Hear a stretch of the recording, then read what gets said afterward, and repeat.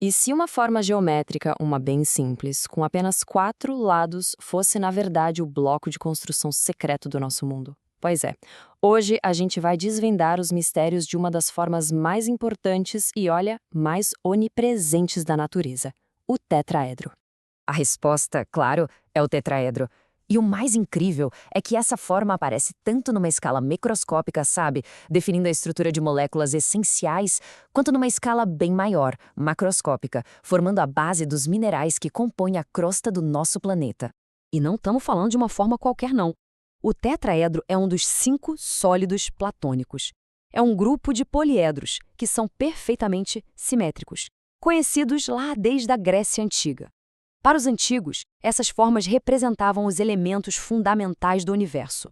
E, como a gente vai ver, eles não estavam tão errados assim. Então vamos dar uma olhada mais de perto nisso. Antes de ver o tetraedro em ação, a gente precisa entender direitinho o que ele é. Vamos começar pela sua estrutura mais básica. A definição é bem direta, na verdade. É só imaginar uma pirâmide, mas com uma base que também é um triângulo. Todas as 4 faces são triangulares. E se for um tetraedro regular, aí são triângulos equiláteros perfeitos. O que chama a atenção é a simplicidade elegante dele. 4 faces, 6 arestas e 4 vértices. Essa combinação cria uma estrutura que é incrivelmente forte e estável, e é justamente por isso que a natureza usa e abusa dela. Bom, é aqui que a geometria encontra o mundo real. Vamos deixar um pouco a matemática abstrata de lado para ver como essa forma se torna a base para a química da vida e também para a geologia. É uma conexão realmente incrível, né? A mesmíssima forma que os filósofos gregos ficavam contemplando como um ideal abstrato, é na prática o que dita como os átomos vão se unir para formar, bem, tudo ao nosso redor. E aqui tem só alguns exemplos. Desde compostos orgânicos, como o metano, até minerais como a piroxena, a estrutura tetraédrica está em todo lugar.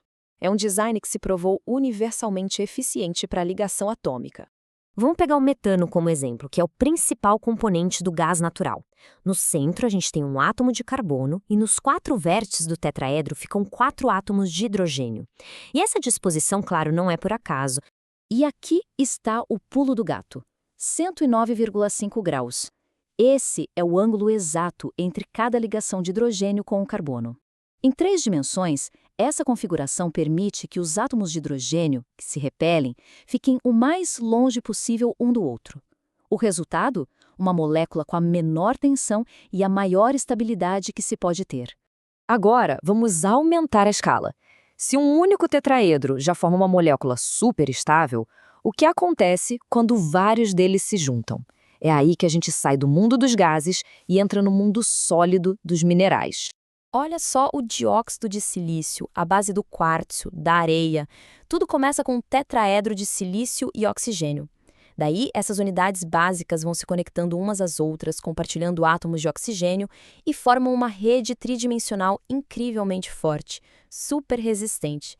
Isso mostra de um jeito brilhante como uma forma simples, repetida muitas e muitas vezes, cria estruturas complexas e duradouras. A presença do tetraedro é tão impressionante, mas tão impressionante, que no passado isso levou a algumas teorias, digamos, bem criativas sobre o nosso próprio planeta. Lá em 1875, um cara chamado William Lothian Green propôs essa hipótese fascinante. Ele imaginou que os continentes teriam se formado nos vértices de um grande tetraedro planetário, enquanto os oceanos ficariam nas faces planas.